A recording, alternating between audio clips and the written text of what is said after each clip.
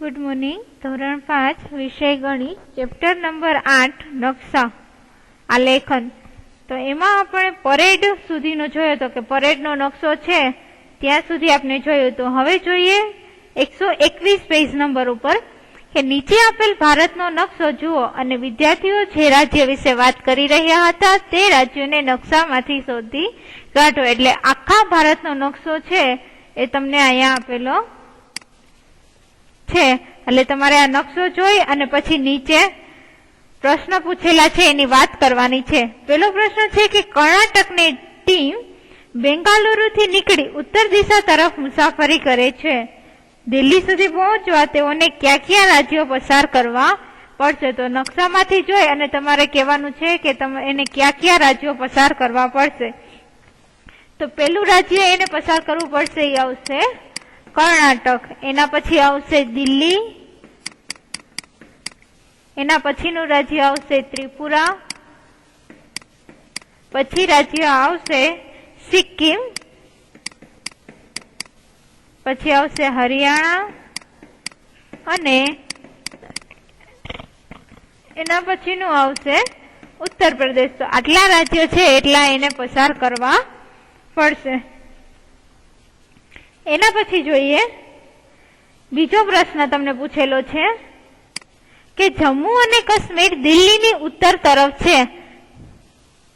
दिल्हीनी उत्तर तरफ जम्मू अने काश्मीर आवेला छे। आथी त्यांथी आवनार टीमने दिल्ही पहोंचवा दक्षिण तरफ मुसाफरी करवी पड़े छे। तो तेओने क्या क्या राज्योमांथी पसार थवुं पड़शे? तमे नक्शो जोशो એટલે બતાવશે કે क्या क्या राज्यो आवशे। तो पहेલું राज्य आवशे महाराष्ट्र, પછી આવશે મધ્યપ્રદેશ, એના પછી આવશે ઉત્તર પ્રદેશ,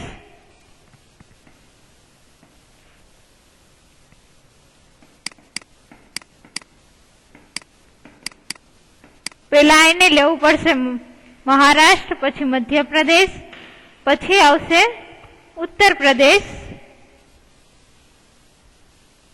અને એના પછી આવશે उत्तर प्रदेश। हवे तमे बीजो रस्तो जोवो होय के धारो के आ त्रण राज्यमांथी नथी जावुं तो क्या राज्य आवे? तो के मध्य प्रदेश ने महाराष्ट्र ए बंने तो सेम ज आवे। तो का तमे उत्तर प्रदेशनी जग्याए कई बाजुथी जई शको? तो के राजस्थान बाजुथी पण जई शको। का उत्तर प्रदेश लेवुं पड़े अने का तो राजस्थान लेवुं पड़े। त्रीजुं छे नोनू गुजरातमां रहे छे। नोनूनो मित्र जावेद पश्चिम बंगाळ में रहे छे। नोनू तेना मित्र पासे जवा इच्छे छे तो तेणे कई दिशामां मुसाफरी करवी पड़शे? तो कई दिशामां मुसाफरी करवी पड़शे एमां तमने नीचे 4 ऑप्शन आपेला छे। जवाब आवशे ऑप्शन बी, पूर्व दिशामां एने मुसाफरी करवी पड़शे। चौथो प्रश्न छे जम्मू अने काश्मीरनी उत्तरे कोई राज्य आवेलुं छे? तो के ना, जम्मू अने काश्मीरनी उत्तरे कोई राज्य आवेलुं नथी। पांचमो प्रश्न छे गुजरातनी पश्चिमे क्यू राज्य आवेलू छे? तो गुजरात पश्चिमे छेल्लू राज्य गुजरात छे એટલે गुजरातनी पश्चिमे कोई राज्य आवेलू नथी। जवाब शुं आवशे? तो के कोई राज्य आवेलू नथी कारण के पश्चिमनुं छेल्लू राज्य क्यू थशे? तो के गुजरात। एना पछी छे नक्शा पर 1 सेमी बराबर जमीन पर 200 किलोमीटर थाय छे। 1 सेमी चाली એટલે જમીન ઉપર કેટલું થશે? તો કે 200 કિલોમીટર થશે। આ પ્રમાણ માપનો ઉપયોગ કરી શોધી કાઢો કે દિલ્હી જયપુર થી કેટલું દૂર છે। તમને નીચે ઓપ્શન આપેલા છે 50 કિલોમીટર, 500 કિલોમીટર અને 250 કિલોમીટર। તમારો આન્સર આવશે 250 કિલોમીટર। તમે નકશામાં જોશો એટલે તમને ખ્યાલ આવશે। ઉપર આપણે આખા ભારતનો પહેલા નકશો જોયેલો છે। बी छे के अंदाज लगाओ के जयपुर भोपाल थी केटलू दूर हशे। जयपुर भोपाल थी नक्शा पर धारो के 3 सेंटीमीटर छे तो जमीन पर केटलू थशे? 600 किलोमीटर। शुं काम?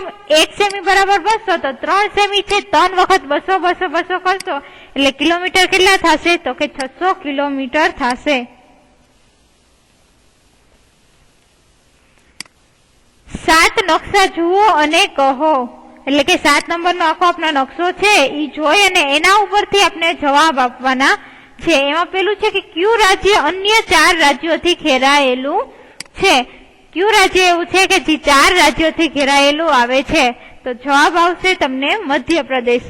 તો મધ્યપ્રદેશ છે એ અન્ય 4 રાજ્યોથી ઘેરાયેલું રાજ્ય છે. બી છે કયા રાજ્યનું ક્ષેત્રફળ સૌથી વધુ છે? તો કે રાજસ્થાન છે એ રાજ્યનું ક્ષેત્રફળ સૌથી વધારે છે. અને જો તેનું નામ નકશામાં ન હોય તો તમારા શિક્ષકને અથવા તો માતા પિતાને શોધી કાઢો, અથવા તો તમે જવાબ કેવી રીતે શોધશો? જો કોઈને ન ખબર હોય તો તમે કેવી રીતે જવાબ શોધી શકો? તો કે ઇન્ટરનેટ છે એની ઉપર તમે સર્ચ કરો કે કયું રાજ્ય સૌથી વધારે ક્ષેત્રફળ ધરાવે છે, તો જવાબ મળશે તમને રાજસ્થાન. સી છે કયા રાજ્યનું ક્ષેત્રફળ સિક્કિમના ક્ષેત્રફળ કરતા 8 ગણું વધારે છે? સિક્કિમનું ક્ષેત્રફળ છે એના કરતા 8 ગણું ક્ષેત્રફળ કોનું વધારે છે? તો તમને જવાબ આવશે હિમાચલ પ્રદેશ. ડી છે રાજસ્થાનનું ક્ષેત્રફળ એ પંજાબના ક્ષેત્રફળ કરતા લગભગ કેટલા ગણું વધારે છે? તો રાજસ્થાનનું છે એ પંજાબ કરતા 7 ગણું ક્ષેત્રફળ એનું વધારે છે. એના પછી જોઈએ કીધું છે સમુદ્ર. તો બાલા સમુદ્ર કિનારે ઉભો રહીને વિશાળ સમુદ્રને જોઈ રહ્યો છે. તેને સમુદ્રનો કોઈ અંત નથી એવો ભાસ થાય છે. એટલે કે વિદ્યાર્થી છે એ સમુદ્રના કિનારે ઉભો છે અને સમુદ્રને જોવે છે. નીચે તમને લખ્યું છે કે શું તમે સમુદ્ર જોયો છે? તો કે હા, જો તમે જોયો હોય તો હા લખવાની, ન જોયો હોય તો ના લખવાની. ચિત્રમાં સમુદ્ર ક્યાં છે? તો આજે તમને પાણી પાણી જેવું બધું દેખાય છે એ બધું શું છે? તો કે સમુદ્ર. ભારતના નકશામાં સમુદ્ર શોધી કાઢો. એટલે કે તમે જે આગળ આપણે આખા ભારતનો નકશો જોયો એમાં સમુદ્ર છે ત્યાં તમારે રાઈટ કરવાની રહેશે. નકશામાં સમુદ્રને કયા રંગથી દર્શાવવામાં આવેલો છે? તો કયા રંગથી આવશે? વાદળી રંગથી સમુદ્રને દર્શાવવામાં આવેલો છે. જેની એક તરફ સમુદ્ર હોય તેવા રાજ્યો પર નિશાની કરો. તો જેની એક તરફ સમુદ્ર હોય તેવા રાજ્ય ક્યાં ક્યાં આવશે એ તમારે નકશામાં એની ઉપર રાઈટ કરવાનું છે. તો રાજ્યના નામ લખી દઉં છું કે ગુજરાત. તો ગુજરાતની એક બાજુ સમુદ્ર છે, પછી મહારાષ્ટ્ર,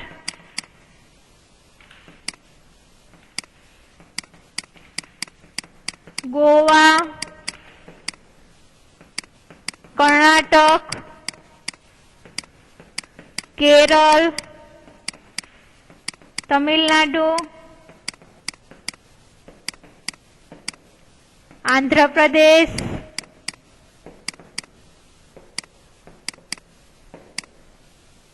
ઓરિસ્સા અને પશ્ચિમ બંગાળ. આટલા રાજ્યો ઉપર તમારે નકશામાં પેલો આપણે આગળનો નકશો જોયો એમાં જોઈને રાઈટ કરવાની છે. ફરીથી કહું છું, જેની એક બાજુ સમુદ્ર હોય તેવા રાજ્ય ક્યાં ક્યાં આવશે? તો કે ગુજરાત, મહારાષ્ટ્ર, ગોવા, કેરળ, કર્ણાટક, તમિલનાડુ, આંધ્રપ્રદેશ, ઓરિસ્સા અને પશ્ચિમ બંગાળ. આ બધા રાજ્યો છે એ તમારે નકશામાં એની ઉપર રાઈટ કરવાની રહેશે. એક એવા રાજ્યનું નામ આપો કે જેની એક પણ બાજુ સમુદ્ર ન હોય. તો એવું કયું રાજ્ય આવશે? મધ્યપ્રદેશ, કે જેની એક પણ બાજુ સમુદ્ર ન હોય. આપણે આગળનો હમણાં એક પ્રશ્ન જોયો કે એવું રાજ્ય કે જેની આજુબાજુ 4 રાજ્યો હોય. આજુબાજુ 4 રાજ્યો હોય તો જમીન જ આજુબાજુ હોય, સમુદ્ર ન હોય. તો એમાં મધ્યપ્રદેશ જવાબ હતો. એટલે કે મધ્યપ્રદેશ એવું છે કે જેની આજુબાજુ સમુદ્ર નથી. પછી એના પછી છે રાજ્યોની વચ્ચે આવતી રેખાઓ. સબુ રાજ્યોની વચ્ચે આવતી રેખાઓ જોઈ અને વિચારમાં પડી જાય છે. તો પછી વાત કરે છે કે મેં દિલ્હીથી હરિયાણા સુધી મુસાફરી કરી. એ સ્ટુડન્ટ છે એ વાત કરે છે કે હું દિલ્હીથી હરિયાણા સુધી ગયો પરંતુ મને જમીન પર કોઈ રેખાઓ જોવા મળી નથી. તો આ નકશામાં કેમ છે? એટલે કે આપણે જમીન ઉપર જાય તો એવી રીતે રેખા ન દોરેલી હોય કે આ બાજુ ગુજરાત હોય ને આ બાજુ બીજું રાજ્ય હોય તો વચ્ચે આવી રીતના લાઈન દોરેલી ન હોય. એ સળંગ જ હોય. તેમ કે છે કે નકશામાં કેમ લાઈન બતાવે છે? જમીન ઉપર તો એવી લાઈન નથી. એટલે બીજી વિદ્યાર્થી છે એ જવાબ આવે છે કે ના, જમીન પર કોઈ રેખા ખેંચી નથી. નકશામાં આ રેખા દ્વારા આપણને એક રાજ્યના અંત અને બીજા રાજ્યની શરૂઆતની ખબર પડે છે. કે નકશામાં આપણે લાઈન કરી તો ખબર પડે કે કયું રાજ્ય ક્યાં પૂરું થાય છે અને ક્યાંથી શરૂઆત થાય છે. એટલે પાછો પેલો વિદ્યાર્થી જવાબ આપે છે કે અરે હા, અમે સીમા પર ટોલ ટેક્સ ચૂકવ્યો હતો. મેં એક મોટા પાટિયા પર લખેલું વાંચ્યું કે હરિયાણામાં તમારું સ્વાગત છે. એટલે કે કોઈ નવું રાજ્ય ચાલુ થાય તો એમાં લખેલું હોય કે ત્યાં તમારું સ્વાગત છે, એટલે આપને ખબર પડે કે બીજું રાજ્ય ચાલુ થયું છે. એના પછી જોઈએ શહેરો વચ્ચેનું અંતર. તો નકશામાં 5 શહેરો આપેલા છે તે શોધી કાઢો. એટલે કે આપણે પેલા જે નકશો આપેલો છે બાજુમાં એમાં 5 શહેર છે એ આપણે શોધવાના છે.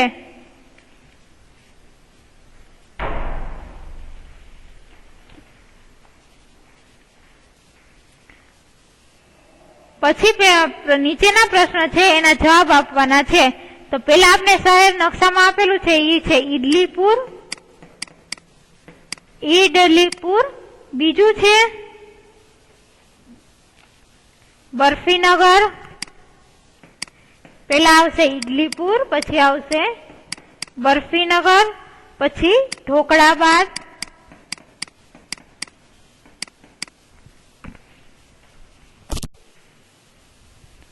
એના પછી આવશે ભેલપુર.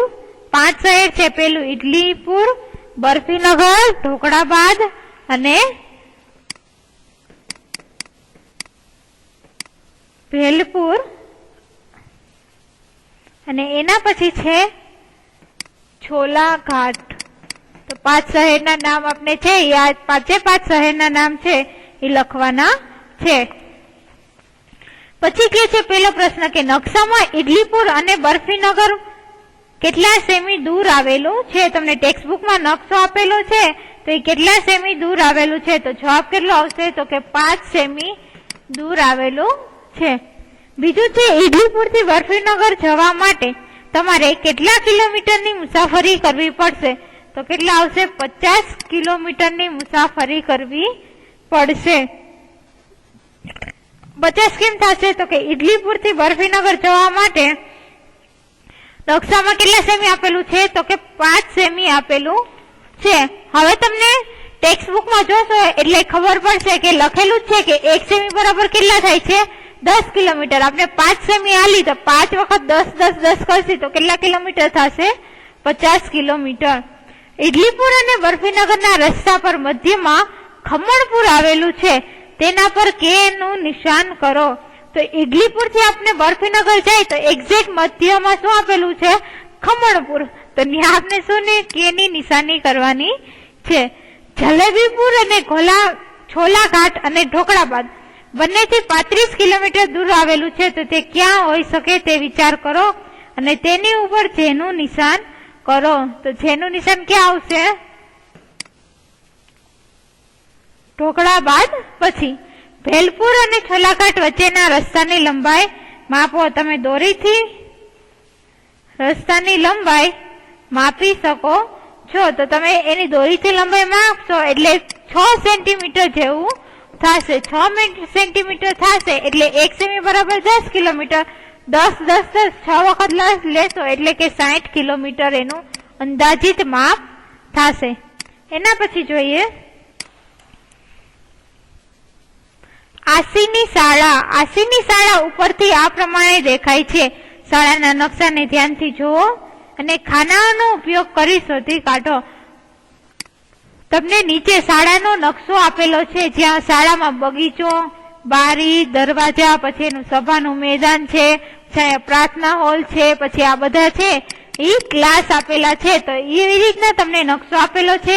હવે આ નકશા ઉપરથી આપણે પ્રશ્નના જવાબ આપવાના છે.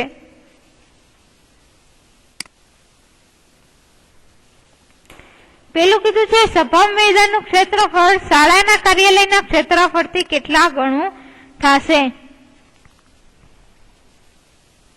તો તમારો જવાબ આવશે એનું ક્ષેત્રફળ 5 ગણું થશે. હવે આને ગણવાનું કેવી રીતના છે તો કે સભા મંડપનું ક્ષેત્રફળ છે એ 3 લંબાઈ ગુણ્યા પહોળાઈ કરશો એટલે કે 3 ગુણ્યા 5 આવશે. અને શાળાના કાર્યાલયનું ક્ષેત્રફળ કરશો એટલે તમે જોશો નકશામાં તો 2 ગુણ્યા 2 આવશે. એ બંનેનો ગુણાકાર કરશો એટલે 5 ગણું થશે. દરેક વર્ગખંડની લંબાઈ તથા પહોળાઈ કેટલી છે.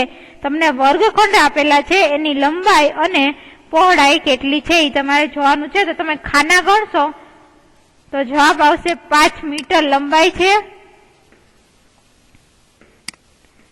5 મીટર લંબાઈ છે અને 4 મીટર પહોળાઈ છે. કેવી રીતના ખબર પડશે? તો તમે ખાના ગણશો, ઉપરના નકશામાં જે ખાના આપેલા છે એ ખાના ગણશો એટલે ખબર પડશે કે 4 મીટર પહોળાઈ અને 5 મીટર લંબાઈ છે. આસીની શાળાના બધા જ વર્ગખંડો કંઈક આ પ્રમાણે દેખાય છે. એટલે નીચે ફરીથી તમને વર્ગખંડનો જ ખાલી નકશો આપેલો છે કે આ જગ્યાએ બારી છે બંને બાજુ, પછી અહીંયા તમે ક્લાસરૂમમાં પ્રવેશ કરી શકો એટલે બ્લેકબોર્ડ આવશે, પછી પાટલીઓ કે જ્યાં અહીંયા બધે પાટલી છે ત્યાં વિદ્યાર્થીઓ બેસતા હોય, ને પાછળ છે એ કબાટ છે કે જ્યાં વસ્તુ તમે રાખી શકો, અને બાજુમાં છે નોટિસ બોર્ડ. તો હવે એના ઉપરથી આપણે પ્રશ્નના જવાબ આપવાના છે કે નીચેનામાંથી કયું બ્લેકબોર્ડની બરાબર સામે છે. તમને બ્લેકબોર્ડ આપેલો છે તો બ્લેકબોર્ડની અહીંયા બ્લેકબોર્ડ હતો એની સામે નીચે શું હતું? તો કે ડિસ્પ્લે બોર્ડ હતો. તો જવાબ આવશે ડિસ્પ્લે બોર્ડ. ફરી એકવાર શાળાનો નકશો જુઓ, અંદાજ લગાવો અને નીચે દર્શાવેલ જ્યાં હોય ત્યાં નિશાની કરો. એટલે કે તમને નીચે જે વર્ગખંડમાં કબાટ, નોટિસ બોર્ડ, પછી બેઠક, ડિસ્પ્લે બોર્ડ ને બ્લેકબોર્ડ છે એ તમારે નકશામાં જોઈ અને નિશાની કરવાની છે.